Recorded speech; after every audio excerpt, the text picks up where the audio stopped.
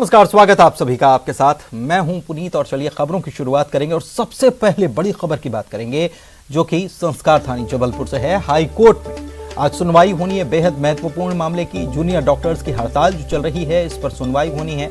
3 तारीख को सुनवाई हुई थी। हाई कोर्ट ने जूनियर डॉक्टर से 24 घंटे में फिर से काम पर लौट जाने के लिए भी कह दिया था, आदेश दे दिया था, लेकिन अभी भी उनकी हड़ताल जारी है। और इस बीच हाई कोर्ट में आज सुनवाई होनी है। जनहित याचिका पर आज फिर से हाई कोर्ट सुनवाई करेगा।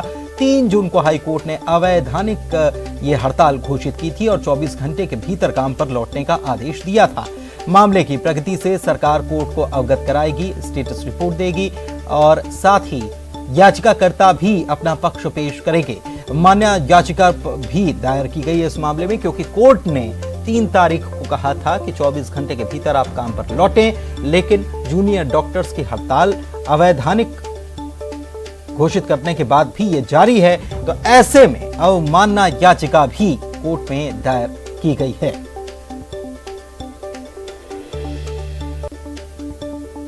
और भोपाल से बड़ी खबर आपको बता रहे हैं। जूडा के समर्थन में मेडिकल टीचर्स आ गए हैं और हड़ताल का 7वां दिन है। यह हड़ताल जारी है। जूडा के समर्थन में मेडिकल टीचर्स हैं और 3300 मेडिकल टीचर्स भी हड़ताल पर जा सकते हैं। दबाव बनाने के लिए समर्थन कर रहे हैं। आज काली पट्टी बांधकर काम करने वाले हैं और हड़ताल पर जाने की बात भी कह रहे हैं। हड़ताल की तैयारी में तो आशा कार्यकर्ता भी हैं और नर्सिंग स्टाफ भी है। 75,000 आशा कार्यकर्ता और 50,000 का नर्सिंग स्टाफ, नर्सिंग कर्मचारी भी हड़ताल पर जाने की तैयारी में हैं। ये अपनी मांगों को लेकर हड़ताल पर जाने की तैयारी कर रहे हैं। अल्टीमेटम सरकार को दिया गया है, चेतावनी दी गई है, मांगे पूरी की जाएं।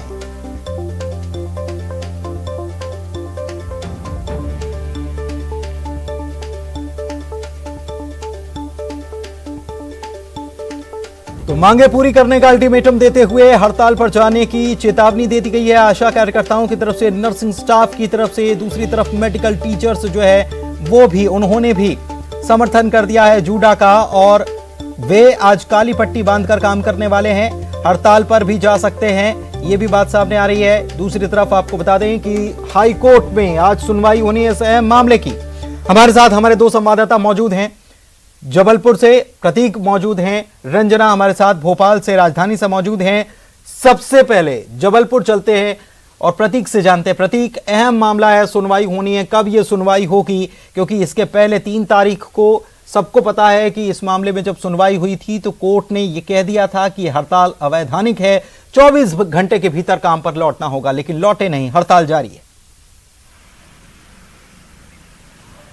देखिए पुनीत, बिल्कुल 10:30 बजे से चीफ जस्टिस की डिवीजन बेंच इस मामले पे सुनवाई करेगी और सबसे पहले इसी पीआईएल पर सुनवाई करेगी जो जूनियर डॉक्टर से संबंधित है। सबसे पहला मामला टॉप ऑफ द लिस्ट इसे ही रखा गया है, चूंकि अभी वेकेशंस चल रहे हैं, स्पेशल बेंच बैठ रही है, तो चीफ जस्टिस की जो बेंच है वो सबसे पहले जूडा की स्ट्राइक पर जो दायर पीआईएल है उस पर सुनवाई करने जा रही है। 3 जून को हाईकोर्ट ने स्पष्ट किया था कि 24 घंटों के भीतर जूनियर डॉक्टर्स हड़ताल से वापस लौटे और कहीं ना कहीं अवैधानिक घोषित की थी ये हड़ताल।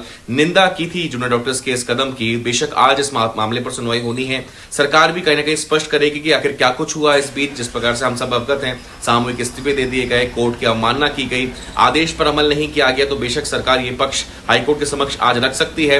याचिकाकर्ता भी क्या नए तर्क लेकर आते हैं कोर्ट में, ये भी देखना दिलचस्प होगा। और सबसे अहम बात कि क्या हाईकोर्ट लगातार जो सख्ती 3 जून को दिखाई थी, क्या अन्य और कड़े दिशा निर्देश जारी कर सकता है, ये देखना बेहद दिलचस्प होगा। 10:30 बजे से यानी करीब आज अभी से 28 मिनट बाद इस मामले पर सुनवाई जो है वो शुरू हो जाएगी और जूनियर डॉक्टर्स के लिए न्यायपालिका का अब क्या रुख होता है, इस स्ट्राइक पर क्या रुख होता है, ये देखना होगा।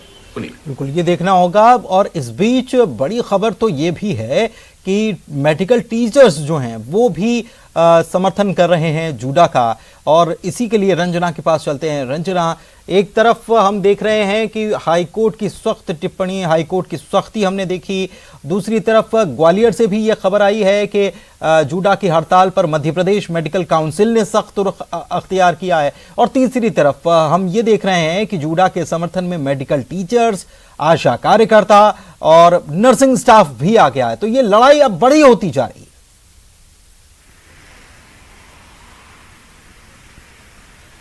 जी पुनीत, बिल्कुल, क्योंकि जिस तरह से जूनियर डॉक्टर्स ने हाईकोर्ट की अवमानना की है और हाईकोर्ट की अवमानना की याचिका भी दायर हुई है और जिस तरह से आज जो फैसला आना है उसके पहले ही जूनियर डॉक्टर्स पर अगर हाईकोर्ट के फैसले के बाद अगर किसी तरह से कोई कड़ी कार्रवाई की जाती है पुनीत, तो उसको लेकर अब जूनियर डॉक्टर्स के समर्थन में सेंट्रल जो मेडिकल टीचर्स एसोसिएशन है वो भी आ गई है और उन्होंने ये भी कहा है कि जूनियर डॉक्टर्स के समर्थन में वो किसी भी हद तक जा सकते हैं। और आज खास करके जो मेडिकल टीचर्स हैं वो काली पट्टी बांधकर हॉस्पिटल्स में काम कर रहे हैं, हर जगह पर काम कर रहे हैं, लेकिन उन्होंने यही कहा है कि अगर किसी भी तरह से कोई कड़ी कार्रवाई की जाती है तो मेडिकल टीचर्स भी हड़ताल पर चले जाएंगे। और एक तरह से बड़ा जो समर्थन है वो मेडिकल टीचर्स की तरफ से जूनियर डॉक्टर्स को किया जा रहा है। हालांकि आज जिस तरह से हाईकोर्ट में सुनवाई है उसको लेकर जूनियर डॉक्टर्स की नज़र भी हाईकोर्ट के फैसले पर है, क्योंकि गांधी मेडिकल कॉलेज के बाहर अगर बात करी जाए पुनीत, तो सुबह 9 बजे से ही जो जूनियर डॉक्टर्स हैं बड़ी संख्या में धरने पर बैठ जाते थे, लेकिन आज जो जूनियर डॉक्टर्स हैं वो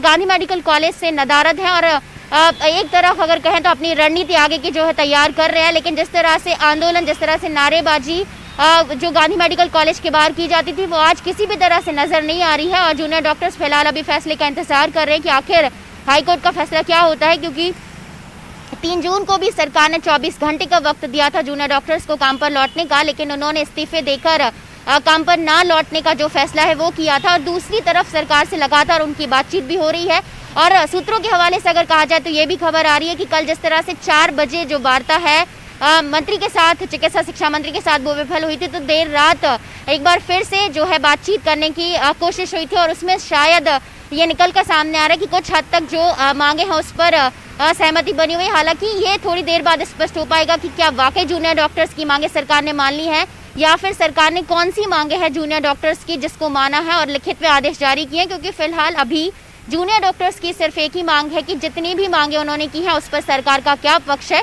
वो लिखित में आदेश दे दी जाए, ताकि आगे किसी भी तरह से ये तकरार की स्थिति ना बने और तमाम जो चीज़ें हैं वो क्लियर हो सकें कि आखिर कितनी मांगों पर सरकार ने सहमति बनाई है और लिखित में आदेश जारी कर देती है तो तमाम जो जिस भी तरह का असमंजस्य वो खत्म हो जाएगा। लेकिन अभी हाईकोर्ट का फैसला आना है और अब जूनियर डॉक्टर्स की राह पर नर्सिंग स्टाफ और आशा कार्यकर्ता भी है, क्योंकि भी कोविड के संकट के समय में अपनी मांगे मनाने की कोशिश में लगे हुए हैं और उनका यही कहना है कि जिस तरह से अभी जूनियर डॉक्टर सरकार पर दबाव बना रहे हैं तो वो भी इस अगर इस तरह से कहें तो सरकार पर दबाव बनाने की कोशिश करें, क्योंकि अगर आशा कार्यकर्ता और नर्सिंग स्टाफ बड़ी संख्या में हड़ताल पर जाते हैं तो बड़ी बात है पुनीत की स्वास्थ्य जो व्यवस्थाएं वो जाहिर सी बात है कि लड़खड़ा सकती है, क्योंकि अभी भी जूनियर डॉक्टर जिस तरह से हड़ताल पर हैं तो मरीज काफ़ी संख्या में परेशान हो रहे हैं और ये परेशानी अगर कहें मरीजों की तो लगातार बढ़ती जा रही है, क्योंकि गतिरोध जूनियर डॉक्टर से सरकार के बीच में खत्म होने का नाम नहीं ले रहा है। अब सबकी नजरें सिर्फ हाईकोर्ट के फैसले पर हैं कि क्या फैसला होता है और जूनियर डॉक्टर झुकते हैं या नहीं।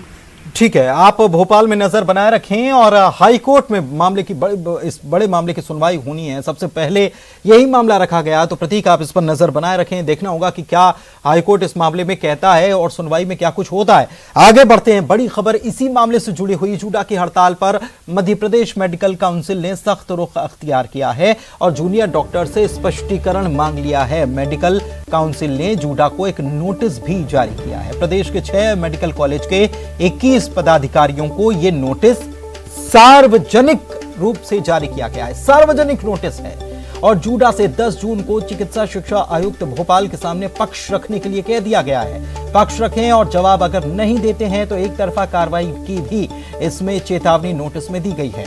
मध्य प्रदेश मेडिकल काउंसिल ने हड़ताल को गैर कानूनी भी बताया है।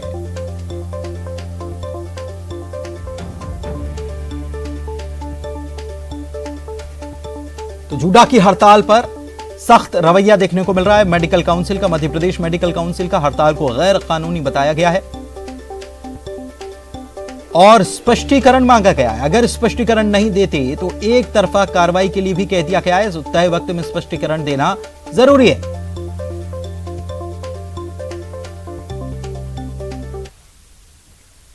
और चलिए अगली खबर की तरफ बढ़ते हैं। इंदौर यानी मिनी मुंबई के लिए खबर, ये अच्छी खबर कि आज से रियायत मिलनी शुरू हो जाएगी। आज से कई सुविधाएं मिलनी शुरू हो जाएंगी लोगों को। अनाज मंडियों में कोविड प्रोटोकॉल के साथ खरीद बिक्री हो सकेगी। होटल रेस्टोरेंट से होम डिलीवरी हो पाएगी। किराना दुकानें अब सोमवार से लेकर शनिवार तक खुलेंगी। थोक बाजारों की किराना दुकान सिर्फ 5 दिन खोलने की परमिशन अभी फिलहाल दी गई है। निर्माण कार्य सप्ताह में 6 दिन हो पाएंगे। मोटर पंप रिपेयरिंग दुकानें खुलेंगी, स्टेशनरी खुलेगी, थोक कॉपी किताबों की दुकानें खुलेंगी 5 दिन। इसके अलावा सीए, सीएस, टैक्स कंसल्टेंट, व्यापारी, कंस्ट्रक्शन, ट्रांसपोर्ट के दफ्तर और गोडाउन भी खुल पाए। चोइथराम मंडी में प्याज की बिक्री सप्ताह में 6 दिन प्याज की बिक्री हो पाएगी और सप्ताह में 6 दिन निर्माण कार्यों की भी परमिशन दी गई है। 15 जून तक हालांकि विवाह कार्यक्रम पर रोक लगाई गई है, यानी शादी समारोह का कोई कार्यक्रम नहीं हो पाएगा।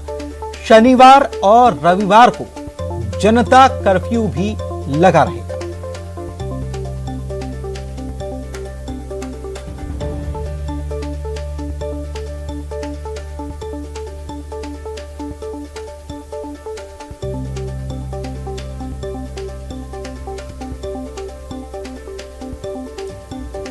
नई गाइडलाइन आ चुकी है। क्या खुला रहेगा? अनलॉक की शर्तें हैं ये। रियायतें मिलनी शुरू हो गई हैं। आज से कई सुविधाएं लोगों को मिल पाएंगी। वापस पुरानी स्थिति में लौटने के लिए धीरे धीरे साइंटिफिक तरीके से जैसे कहा गया था उसको खोला जाएगा। और इंदौर, चूंकि सबसे ज्यादा मामले इंदौर में ही कोरोना की शुरुआत से सामने आ रहे हैं, ऐसे में यहां ज्यादा सावधानी, एहतियात बरती जा रही है। इंदौर मध्य प्रदेश की आर्थिक राजधानी है और इस लिहाज से इंदौर अहम हो जाता है क्योंकि यहां से कई जगहों का व्यापार जुड़ा होता है। ऐसे में इंदौर को अनलॉक करना भी जरूरी है, लेकिन शर्तों के साथ अनलॉक किया गया है। कुछ सुविधाएं मिल पाएंगी लोगों को और आज से इसके लिए नई गाइडलाइन जारी की गई है अनलॉक की। क्या खुला रहेगा, क्या बंद रहेगा, ये कोविड प्रोटोकॉल के तहत मंडियों में खरीद बिक्री हो पाएगी। किराना दुकान भी सोमवार से शनिवार तक खुली रहेगी। अरुण हमारे संवाददाता इंदौर से लाइव जुड़े हुए, सीधे उन्हीं के पास चलते हैं और उनसे जानते हैं। अरुण, अनलॉक की जो गाइडलाइन है वो आ चुकी है, क्या खुला रहेगा, क्या नहीं खुला रहेगा, लेकिन इस बीच इंदौर की अगर बात की जाए तो इंदौर आर्थिक राजधानी है। आर्थिक रूप से मध्य प्रदेश की रीढ़ इसे कहा जाए तो गलत नहीं होगा। ऐसे में कितना व्यापार अभी तक प्रभावित हुआ है और कैसे अनलॉक की तरफ कदम बढ़ाया जा रहा है, कैसे इंदौर को पूरी तरह से कब तक अनलॉक कर लिया जाएगा? बिल्कुल, अपनी इंदौर देखिए आर्थिक राजधानी है और मध्य प्रदेश का जो 70% व्यापार है वो इंदौर से चलता है। यही वजह है कि इसको ज़्यादा दिनों तक लॉक नहीं रखा जा सकता। कोरोना का सबसे ज़्यादा खतरा इंदौर में रहा है। हालांकि जो पिछले 24 घंटे में रिपोर्ट आई है 202 मरीज ही पॉजिटिव आए हैं और जो पॉजिटिविटी रेट है वो बिल्कुल गिरकर 1.99 1.99 पर पहुंच गया है। यानी पिछले एक हफ्ते से अगर देखा जाए तो 5% से कम ये पॉजिटिविटी रेट है। इसलिए इंदौर को अब धीरे धीरे अनलॉक किया जा रहा है। इसीलिए अब 6 से शाम 5 बजे तक किराना दुकानें और आवश्यक चीज़ों की जो दुकानें हैं वो खुली रहेंगी, दूध डेयरियाँ खुली रहेंगी। लेकिन एक थोड़ा सा कन्फ्यूजन ये है कि शनिवार और रविवार को टोटल लॉकडाउन की बात कही गई है और दूसरी ओर उसी आदेश में ये कहा गया कि सोमवार से शनिवार तक किराना की दुकानें खुली रहेंगी। जब टोटल लॉकडाउन होगा तो फिर किराना की दुकानें शनिवार को खुलेंगी या नहीं, इसमें भी कन्फ्यूजन है। हालांकि जो सब्जी मंडी है चौइथराम वो खोल दी गई है वहाँ से, लेकिन अभी सिर्फ प्याज ही मिलेगा। इसके साथ ही जो छावनी और लक्ष्मी अनाज मंडी है वहाँ पर जरूर व्यापार होगा और किसानों की आवाजाही पर कोई रोक नहीं रहेगी क्योंकि किसानों को खेती भी करना है, उनको बीज और खाद की भी जरूरत है। इसलिए किसानों के लिए खास एहतियात, खास तौर से सुविधाएं दी गई। इसके अलावा जो मंदिर और धार्मिक स्थल है वो जरूर अभी बंद रहेंगे। शादी समारोह पर भी फिलहाल रोक लगी रहेगी। और वाकई में मेरा सवाल भी अगला यही था कि जब सोमवार से शनिवार तक किराना दुकानों को खोलने की छूट दी गई है तो फिर शनिवार और रविवार को वीकेंड लॉकडाउन की भी बात कही गई है। दोनों कॉन्ट्राडिक्टरी है क्योंकि अगर शनिवार को किराना दुकान खुलेगी तो किसके लिए खुलेगी, सवाल उठ रहा है। चलिए, बहुत बहुत शुक्रिया फिलहाल आपका इस जानकारी के लिए अरुण। ब्रेक के बाद आपका स्वागत है और चलिए आगे बढ़ते हैं। रायपुर से राजधानी से खबर आपको बता रहे हैं, डायग्नोस्टिक सेंटर्स खुल पाएंगे। राज्य सरकार डायग्नोस्टिक सेंटर खोलेगी। रायपुर समेत 14 शहरों में ये सेंटर्स खोले जाएंगे और इसकी फीस भी कम होगी। तो ये लोगों को राहत देने के लिए ये तैयारी की गई है। 12 घंटे में रिपोर्ट भी दी जाएगी। रायपुर में जुलाई में सेंटर खुलने की उम्मीद है और सेंटर पर एक साथ 425 जांचें हो पाएंगी। सरकारी सिटी पैथोलॉजी डायग्नोस्टिक सेंटर खोले जाएंगे। तो ये सरकार ने एक बड़ा फैसला लिया है और रायपुर समेत पूरे प्रदेश में प्रदेश के 14 शहरों में ये सेंटर खोले जाएंगे। ममता हमारी सहयोगी हमारे साथ फोन लाइन पर जुड़ी हुई हैं, उनसे बात करते हैं। ममता, हमने देखा कोविड काल में एक सबसे बड़ी समस्या रिपोर्ट्स वक्त पर मिलने को लेकर बड़ी दिक्कत आ रही थी कि सही समय पर रिपोर्ट मिल जाए और लोगों को भटकना पड़ रहा था। सरकार ने अब इसके लिए पहले से तैयारी कर ली है। बिल्कुल, और ये जरूरत भी है क्योंकि पिछले दिनों जिस तरीके की स्थिति हो गई थी। दूसरी बात ये है कि प्राइवेट जो लैब है उनकी मनमानी भी हो गई थी और साथ ही प्राइवेट लैब पे भी काम का बहुत ज्यादा प्रेशर हो गया था। और इसी यही वजह है कि रिपोर्ट समय पे नहीं आ पा रही थी। और ये इसका भी एक कारण मानते हैं विशेषज्ञ कि संक्रमण इस कदर बढ़ा था और मृत्यु के जो आंकड़े हैं या संक्रमितों की जो स्थिति है वो इसी के चलते गंभीर हुई थी। और अब यही वजह है कि सरकार जो है 14 शहरों में सरकारी सिटी पैथोलॉजी डायग्नोस्टिक सेंटर खोलने जा रही है, जहां पर 425 तरीके की जांचें होंगी। और अगर हम बात करें तो एक माह के भीतर जो है रायपुर के बाद में बिलगांव, बिलासपुर, दुर्ग, राजनांदगांव, कोरबा, रिसाली, भिलाई, चरौदा, जगदलपुर, धमतरी, चिरमिरी, अंबिकापुर, रायगढ़ में भी जो है ये सेंटर खोल दिए जाएंगे। और निगम मुख्यालय में सेंटर खोलने पे राज्य सरकार ने सूडा को जो है वो नोडल अधिकारी विभाग बनाया है और जिले के जो कलेक्टर हैं वो इस सेंटर को चलाने वाली जो समिति होंगे उसके अध्यक्ष होंगे। और निगम स्वास्थ्य में कई विभाग के जो कर्मचारी जो अधिकारी हैं वो इसमें होंगे और उसके टेंडर जो है वो जारी हो गए हैं। तो जाहिर तौर पर एक बड़ी राहत मानी जा सकती है। दूसरी बात अगर हम बात करें तो जो थर्ड वेव को लेकर कहा जा रहा है कि सबसे ज्यादा जो है थर्ड वेव को लेकर जो दिक्कतें हो सकती है, लेकिन इसके साथ ही जो थर्ड वेव का समय है और आने वाला जो समय है ये उल्टी, दस्त, टाइफाइड, पीलिया, इन सब बीमारियों का भी है। बारिश जो शुरू हो जाती है तो ऐसे में बहुत जरूरी होगा कि जल्दी से जल्दी जांच हो जाए कि वो टाइफाइड है, मलेरिया के सिम्टम है या फिर कोविड का जो तीसरी वेव की बात कही जा रही है। तो सही समय पे अगर डायग्नोसिस हो जाएगा तो सही तरह की दवाइयां जो है वो जो पीड़ित हैं उन्हें मिल जाएगा। बिल्कुल, लेकिन जल्द से जल्द ये सेंटर्स काम करना शुरू होना चाहिए, सबसे जरूरी ये है। हालांकि ये कहा जा रहा है कि रायपुर में तो बहुत जल्द ये सेंटर शुरू हो जाएगा, लेकिन बाकी जगहों पर भी ये जल्द से जल्द शुरू हो। रायपुर में जुलाई में सेंटर खुलने की उम्मीद जताई गई है और सेंटर पर एक साथ 425 जांचें हो सकेंगी। बहुत बहुत शुक्रिया आपका इस जानकारी के लिए ममता। और महंगाई पर कॉन्फ्रेंस का आयोजन किया गया। महंगाई पर कांग्रेस की तरफ से प्रेस कॉन्फ्रेंस रखी गई है। कांग्रेस आज फिर से प्रेस कॉन्फ्रेंस करने वाली है। शहर जिला कांग्रेस कमेटी की यह प्रेस कॉन्फ्रेंस है। प्रदेश कांग्रेस के वरिष्ठ नेता इसमें मौजूद रहेंगे और देश में जिस तरीके से महंगाई बढ़ती जा रही है इसको लेकर प्रेस कॉन्फ्रेंस की जाएगी। ये बड़ी खबर इस वक्त आपको बता रहे हैं रायपुर से ही। महंगाई पर प्रेस कॉन्फ्रेंस कांग्रेस की तरफ से रखी गई है। आज फिर प्रेस कॉन्फ्रेंस कांग्रेस करेगी। शहर जिला कांग्रेस कमेटी की प्रेस कॉन्फ्रेंस है जिसमें वरिष्ठ नेता मौजूद रहेंगे और महंगाई को लेकर बातचीत करने वाले हैं। देश में बढ़ती महंगाई को लेकर ये प्रेस वार्ता होनी है।